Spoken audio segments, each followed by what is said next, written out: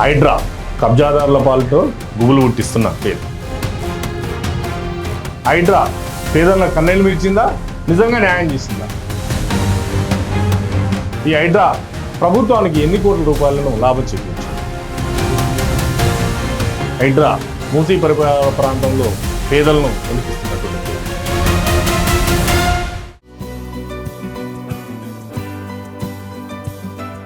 నమస్తే, మీరు చూస్తుంది యువతరంగం. ఇది సమాజ అంతరంగం. నేను మీ సిద్ధుగౌడ్.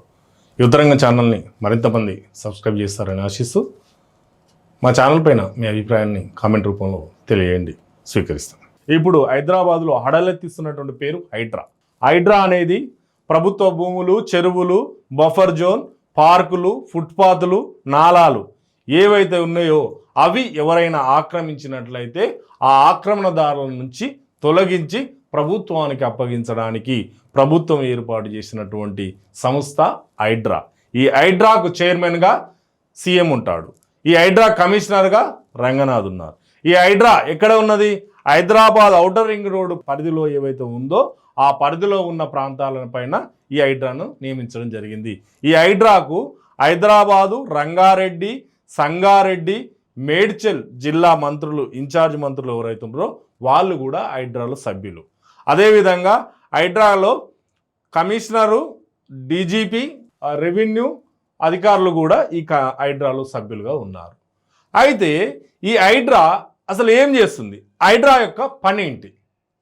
హైడ్రా పని ఏంటి అంటే గత ప్రభుత్వమే కానివ్వండి, లేకపోతే అంతకుముందున్న ప్రభుత్వమే కానీ, దానికంటే ముందున్న ప్రభుత్వమే కానివ్వండి, ఎక్కడైతే చెరువులను కబ్జా చేసిర్రో, ఎక్కడైతే బఫర్ జోన్లు కబ్జా చేసిర్రో, ఎక్కడైతే ఒక వెంచర్లో ప్రభుత్వ పార్కులు ఏవైతే ఉంటాయో ఆ పార్కులను వెంచర్ చేసిర్రో, ఎక్కడైతే ఆ వెంచర్లో రోడ్లుగా ఉన్నటువంటి ఫుట్పాత్లుగా ఉన్నటువంటి వాటిని కబ్జా చేసిర్రో, ఎక్కడైతే ఒక నాలా పక్కకు ఉన్నటువంటి స్థలాన్ని కబ్జా చేసిర్రో ఆ స్థలాలన్నింటినీ కూడా తిరిగి స్వాధీనం చేసుకొని ప్రభుత్వానికి అప్పగించడం హైడ్రా యొక్క పని. మరి ఇది మంచిదే కదా? ప్రభుత్వ భూమిని ఎవరైతే కబ్జా చేస్తే ఆ కబ్జాదారు నుంచి విముక్తి చేస్తున్నప్పుడు అది మంచిదే కదా? ప్రభుత్వ భూమిలో వేరే అతను ఒక కట్టడం కట్టినప్పుడు కట్టడం కూల్చడం కూడా మంచిదే కదా?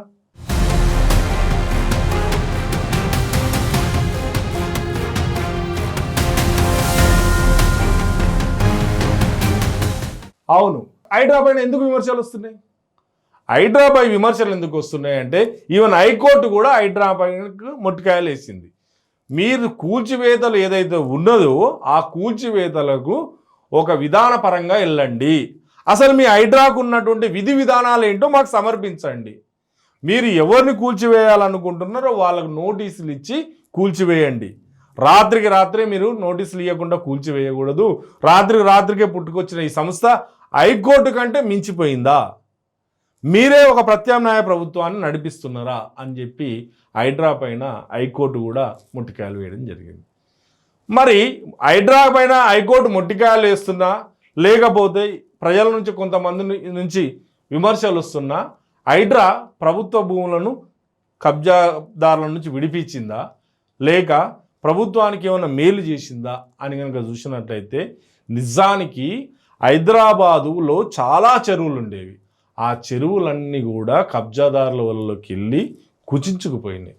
100 ఎకరాలు ఉన్నటువంటి చెరువులు 15 ఎకరాలు 20 ఎకరాలకు పరిమితమైనాయి. అంటే ఎంత భూమి కబ్జా అయిందో చూడండి. బఫర్ జోన్లో ఇండ్లు కడితే వరదల సమయంలో వరదల నీళ్లు ఇళ్లకు రాకపోతే ఎక్కడికి వస్తాయి? మరి పేదలు ఆ బఫర్ జోన్లో ఇల్లు ఎందుకు కట్టుకున్నారు? పేదల కంటే ముందు రియల్ ఎస్టేట్ వ్యాపారం చేసేవాడు దాన్ని కమర్షియల్గా మలిచి పేదలకు అవి అమ్మి వాడు చేతులు దుక్కుని వెళ్ళిపోయాడు. ఆ ప్రాంతంలో పేదలు ఇల్లు కట్టుకోవడం ఈరోజు పేదలకు చాలా ఇబ్బందికరంగా మారింది. ముఖ్యంగా మూసీ పరివాహ ప్రాంతాల్లో వెలిసినటువంటి ఇండ్లు ఏవైతే ఉన్నాయో ఆ ఇండ్లు చాలా ఇబ్బందికరంగా మారినాయి. వాళ్ళు వేరే ప్రదేశానికి వెళ్ళాల్సినటువంటి పరిస్థితి లేకపోయింది, వాళ్ళ ఆర్థిక స్తోమత లేకపోయింది. మూసీ పరివాహ ప్రాంతాల్లో ఉన్నటువంటి తొలగింపులు, హైడ్రా తొలగింపులు ఏవైతే ఉన్నాయో అవి నిజంగా విమర్శల పాలైంది. వాళ్ళకు ఒక ఆల్టర్నేటివ్ చూయించి వాళ్ళను ఆల్టర్నేట్ ప్రదేశానికి తరలించి అక్కడ కూల్చివేస్తే దానికి అర్థం ఉంటుంది. కానీ అక్కడ కూల్చివేస్తున్న విధానం ఏదైతే ఉందో నిజానికి అది ఆలోచించాల్సినటువంటి విషయం. అదేవిధంగా హైదరాబాద్ నగరం నడిబొడ్డున ఉన్నటువంటి అంబర్పేట ఉంది. అంబర్పేటలో బతుకమ్మ చెరువు అనేది 30 ఎకరాల స్థలం ఉన్నది.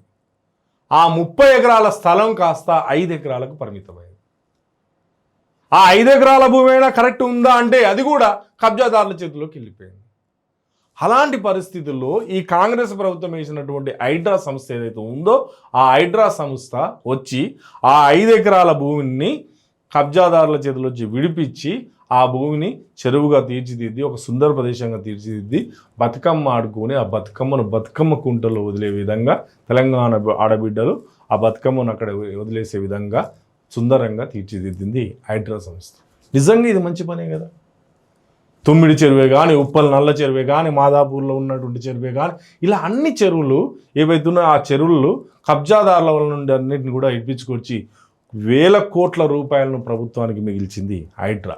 గత ప్రభుత్వంలో ఉన్నప్పుడు కబ్జాదారులు చెరువులు, నాలాలు, బఫర్ జోన్లను ఆక్రమించిర్రు.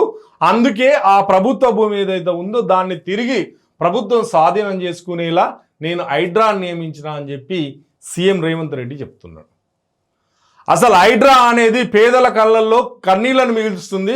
హైడ్రా అనేది ఆక్రమంగా ఇబ్బందులు కాకుండా అసలు పేదలను లేకుండా చేస్తుంది, పేదలకు ఒక గూడు లేకుండా చేస్తుంది. పేదలను రాత్రి గూడు కనుక కూల్చివేసినట్లయితే వాళ్ళు ఎక్కడికి వెళ్తారు, వాళ్ళు ఏడ బతకాలి? కాబట్టి ఈ బుల్డోజర్ల ప్రభుత్వం ఇది కరెక్ట్ కాదు అని చెప్పి మేము అధికారంలోకి వస్తే హైడ్రాను తొలగిస్తామని చెప్పి కేసీఆర్ చెప్తున్నాడు. ఈ ఆక్రమణ పేరిట చేస్తున్నటువంటి అక్రమ కట్టడాల కూల్చివేతల్లో ఉన్నటువంటి కాంగ్రెస్ ప్రభుత్వ చర్యలు ఏదైతే ఉందో ఆ చర్యలు బుల్డోజర్లను పెట్టుకొని నడిపిస్తుండో రేవంత్ రెడ్డి అని చెప్పి కిషన్ రెడ్డి విమర్శిస్తున్నాడు. అసలు నిజాం నవాబులెక్క పరిపాలిస్తున్నాడు, ఇది ప్రభుత్వమే కాదు అని చెప్పి ఈటెల రాజేందర్ విమర్శిస్తున్నాడు. మరి నిజానికి హైడ్రా మంచి పని చేస్తున్నప్పుడు వీళ్ళు ఎందుకు విమర్శిస్తున్నారు? ఇక్కడ ఒక రాజకీయ కోణం ఉంది. ప్రభుత్వంలో ఉన్నవారిని ప్రతిపక్షాలు విమర్శించడం కామన్. మరి ప్రతిపక్షాలు విమర్శిస్తారని తెలిసినప్పుడు ప్రభుత్వము ఆ మూసీ పరివాహక ప్రాంతాల ప్రజల్లో ఎవరైతే ఉన్నారో వాళ్ళకు ఒక పటిష్టమైనటువంటి ఆధారాన్ని చూపించి కూల్చేయచ్చు కదా, అప్పుడు ఆ విమర్శలు ఉండవు కదా. కాబట్టి కాంగ్రెస్ ప్రభుత్వం కూడా మూసీ పరివాహక ప్రాంతంలో కూల్చివేత ఏదైతే ఉందో వాటికి సంబంధించి ఒక విధి విధానాలు ప్రకటించి ఒక నిర్ణయం తీసుకోవాల్సినటువంటి అవసరం.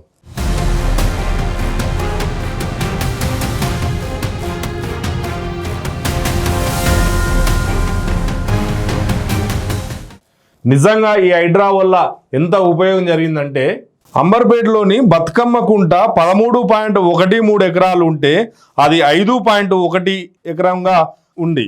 దాన్ని కూడా ప్రభుత్వం కాపాడి ఇలా అక్కడ సుందరీకరణ ప్రాంతంగా ఒక సుందరీకరణ చెరువుగా తీర్చిదిద్దింది. తుమ్మిడికుంట చెరువు ఏదైతే ఉందో అది 14 ఎకరాలు ఉంది. ఇప్పుడు యాక్చువల్లీ మిగతాదంతా కబ్జా అయితే దాన్ని 30 ఎకరాలకు తీర్చిదిద్దింది హైడ్రా. అమీన్పూర్లోని ఐలాపూర్లో 15,000 కోట్ల ప్రభుత్వ భూమిని స్వాధీనం చేసుకొని ప్రభుత్వానికి అప్పగించింది హైడ్రా. షేర్లింగంపల్లిలో 16 ఎకరాల భూమిని ప్రభుత్వానికి అందించి 3,200 కోట్ల మేలు చేసింది హైడ్రా. కొండాపూర్లో 7 ఎకరాల ప్రభుత్వ భూమిని స్వాధీనం చేసుకొని ప్రభుత్వానికి 1,400 కోట్ల రూపాయలను మేలు చేసింది హైడ్రా. ఇలా చెప్పుకుంటూ పోతే చాలా ప్రాంతాలను ప్రభుత్వంకు మేలు జరిగేలా ఆక్రమదారుల నుంచి తీసుకొచ్చి ఆక్రమదారుల యొక్క చెర నుండి కాపాడింది హైడ్రా. మరి ఇంత మేలు జరుపుతున్నప్పుడు హైడ్రా ఏం చేస్తున్నటువంటి విషయం హైకోర్టుకు కూడా సమర్పించాలి. హైడ్రా ప్రజలకు ఎంత మేలు చేస్తుందన్న విషయం ప్రజలకు కూడా తెలియజేయాల్సినటువంటి అవసరం. అందుకే హైడ్రా ఒక ఫిర్యాదుల విభాగాన్ని కూడా ఏర్పాటు చేసుకుంది.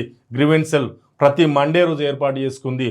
ఆ ప్రతి గ్రీవెన్స్ సెల్లో మీరు ఓఆర్ఆర్ పరిధిలో మీ పరిధిలో ఉన్న మీ దగ్గరకు తెలిసినటువంటి ఎక్కడ చెరువు కానీ బఫర్ జోన్ కానీ నాలాలు కానీ కబ్జాదారుల చేతిలో ఉన్నట్లయితే మాకు ఫిర్యాదు చేయండి, మేము వాటిని కాపాడుతామని చెప్పి గ్రీవెన్స్ సెల్ని ప్రతి మండే ఏర్పాటు చేయడం జరిగింది. ప్రతి వారం జరిగే గ్రీవెన్స్ సెల్లో 30 నుంచి 50 ఫిర్యాదులు హైడ్రాకు వస్తున్నాయి.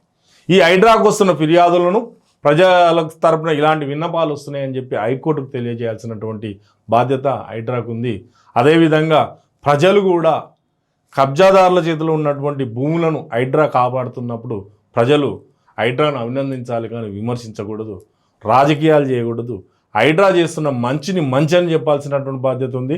హైడ్రా చెడు చేస్తే చెడుగా విమర్శించాల్సినటువంటి బాధ్యత కూడా రాజకీయ నాయకులు ప్రజలపైన ఉంది. కాబట్టి హైడ్రా చెడు కంటే మంచి చేస్తూ పోతుంది. హైడ్రా ప్రభుత్వ భూములను కాపాడడంలో తనదైన శైలిలో ముందుకెళ్తుందని కొందరు విశ్లేషకులు చెప్తున్నారు. ఇది ఈరోజు టాపిక్. మళ్ళీ మరొక టాపిక్తో మళ్ళీ కలుద్దాం. అప్పటి వరకు సెలవు. నమస్తే.